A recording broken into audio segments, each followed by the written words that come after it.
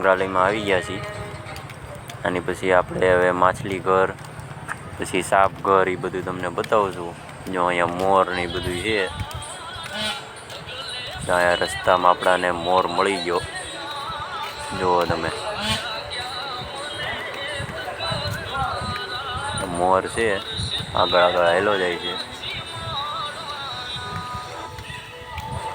ગુજરાતી ગીત વગાડતા જઈએ ને જો મોરને જોતા જઈએ છીએ. આગળ જો મોર હાલ્યો જાય. બહુ જ કોણ કોણ પ્રાણી સંગ્રહાલયમાં બધે ફરવા જાય છે કહેજો. અને આ જો આપણે માછલી ઘર આવી ગયું. હવે આપણે અહીંથી ટિકિટ લેશું. 20 રૂપિયા માછલી ઘરની ટિકિટ છે. એ ટિકિટ લઈને આપણે અંદર જ્યાં આવી ગયા. અને આ જો માછલીઓ તમે જોઈ શકો છો. જો આ દૂધિયા કલરની માછલી છે આવી મોટા મોટા વાળી. આ વ્હાઈટ કલરની ઝીણી ઝીણી માછલીઓ છે. આ હાવ ઝીણી માછલીઓ છે બધી. જ્યાં કાચબા ને એવું છે. જો કાચબા તરે પાણીમાં. આ જો ઝીણી માછલીઓ છે આ ટાઈપની. પછી આ માછલી જો એક મોટી માછલી છે કાળી ને બીજી સિલ્વર કલરની છે. જો બે માછલી કાળી છે, બે ત્રણ છે. જો કેટલી સુંદર માછલીઓ છે. જો તમે જોઈ શકો છો. મસ્ત મસ્ત માછલીઓ છે. એટલે જ્યારે ટાઈમ મળે ત્યારે આવું પ્રાણી સંગ્રહાલયમાં ને હું જાઉં. નાના બાળકોને હોય તો ફેમિલીમાં બહુ જ મજા આવે આ માછલીઓને બધું.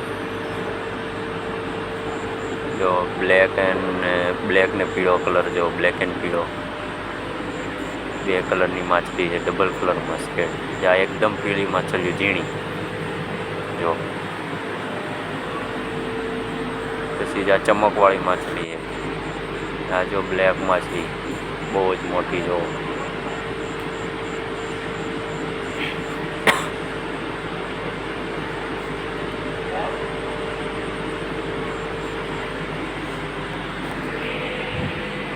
આખા એક ખાનામાં એક જ માછલી છે. જો આખા ખાનામાં આટા મારે.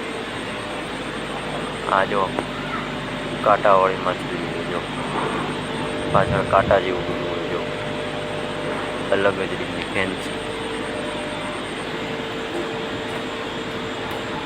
આ જો બ્લેક માછલીઓ ને વ્હાઈટ. આને શું કહેવાય કમેન્ટ કરજો. જે કોઈ જોઈ રહ્યા છે આપણા વ્લોગ કમેન્ટ કરજો એ શું છે. મને તો ખબર છે પણ તમે લોકો કહો કે એ શું કહેવાય. જા ਦੋ ਜੀ ਇਹਨੇ ਕਿਉਂ ਸ਼ਕੀਨੋ ਕੱਲ ਹੀ ਤੂੰ ਇਟਲੀ ਤੋਂ ਆਈ ਮਰ ਜਾਣੀ ਤੇ ਪਰਸ ਤੂੰ ਪੈਰਿਸ ਤੋਂ ਮੰਗਾਇਆ ਵੈਲੈਂਟੀਨੋ ਹਾਂ ਤੈਨੂੰ ਕਿਉਂ ਨਾ ਦਿਖਾ ਤੇਰੇ ਤੋਂ ਕੀ ਸਿੱਖਾਂ ਤੇਰੇ ਤੇ ਕੀ ਲਿਖਾਂ. આ જો વ્હાઈટ કલરની માછલી કેવડી મોટી. એક ખાનામાં એક જ છે. આખા માછલી ઘરમાં ઉડિયા એક જ છે. જો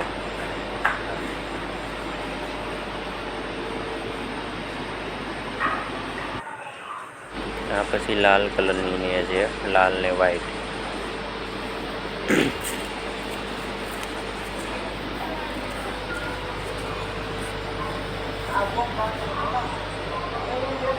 જો પીળી વ્હાઈટ ને લાલ 3 કલરમાં છે. આ રીતનું હતું કંઈક આપણું માછલી ઘર. કેટલું લાંબુ ને મોટું છે જોવો તમે.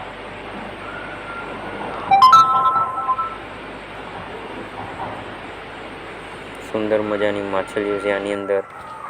હવે આપણે આવી ગયા પ્રાણી સંગ્રહાલયમાં બહાર.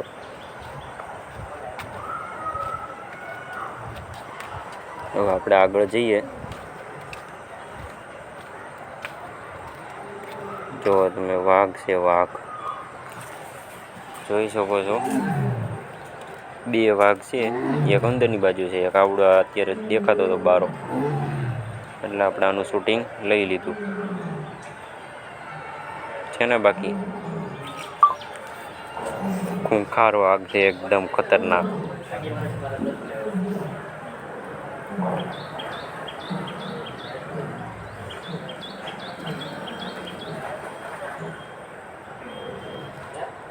જોઈ શકો છો તમે, ના દિવાલના કાંઠે કાંઠે જ હાલે. જુઓ હેલો છે ને, બાકી પંજા જુઓ તમે, ખતરનાક. જો ઘડીક આંટો મારશે, પછી પાણી પીને ઘડીક બેસી જાય, પછી પાછો ઘડીક થાય એટલે પાછો હાલવા નીકળે. આ રીતે ચાલે.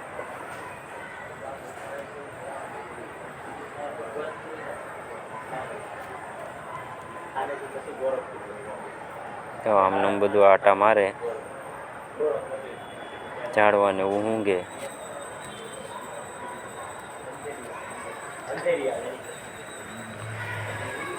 આપણો વ્લોગ પસંદ આવે તો આપણી YouTube channel Kanpariya Bhargav subscribe કરો.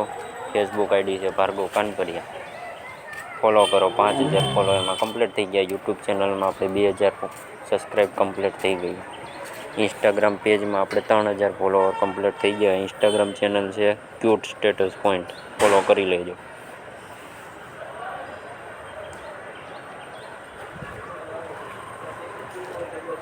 જોઈ શકો હવે જાની માથે ચડી જાય, એ છલાંગ મારીને ઉપર ચડશે એવું લાગે છે. જો ચડી ગયો ને, કેમ પણ આપણે કહીએ બધું સાચું જ પડે. પછી હવે આપણે જઈએ સાપ ઘરમાં, આપણે જઈ રહ્યા છીએ હવે. આ રીતે જો તમે, સાપનું મોઢું છે, સાપ ઘરની ડિઝાઇન આ રીતને કંઈક બનાવેલી છે. આપણે સાપ ઘરમાં આવી ગયા. અહીંયા જો ઉપર નામ ને બધું લખેલું છે, કયા કયા સાપ છે.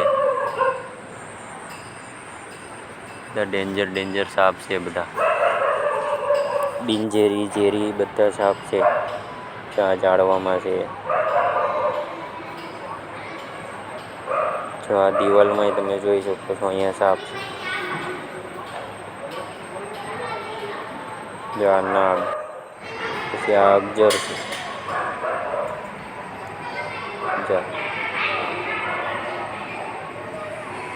થોડી વાર ચિત્રો, આ જે નામ બધા તમે જોઈ શકો છો, એના ઉપર નામ પણ તમને બતાવું છું વિડીયોમાં.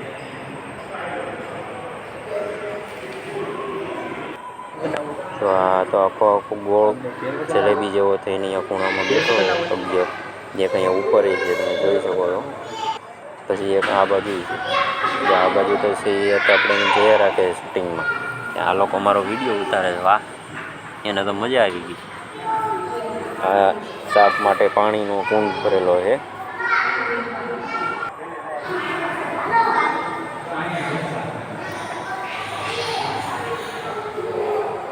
આ બાજુ લખેલું છે જાળીદાર અગજર છે. આ બિનઝેરી હોય, આ જાળીદાર અગજર બિનઝેરી. આ બધા કાચબા, આપણે કેટલા બધા કાચબા છે તમે જોઈ શકો છો. નાવડો આ રિહાઈને સાઈડમાં બેઠો છે કે આપણે કંઈ પાણીમાં નથી જવું. પછી આ ધૂળિયા કાચ, ઓલા હતા એ પાણીવાળા, આ ધૂળિયા, આ ધૂળમાં જ રહે. ધૂળિયા કાચબા કોયલું. જો આ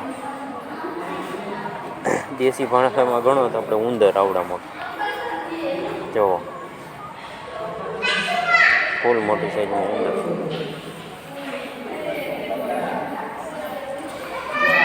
દોસ્તો એક વાત કહો, આવડો મોટો ઉંદર જો આપણા ઘરમાં ઘરી ગયો હોય તો ગાભાની શું હાલત કરે એ તમે કમેન્ટ કરો. ગાભાની તો પથારી ફેરવી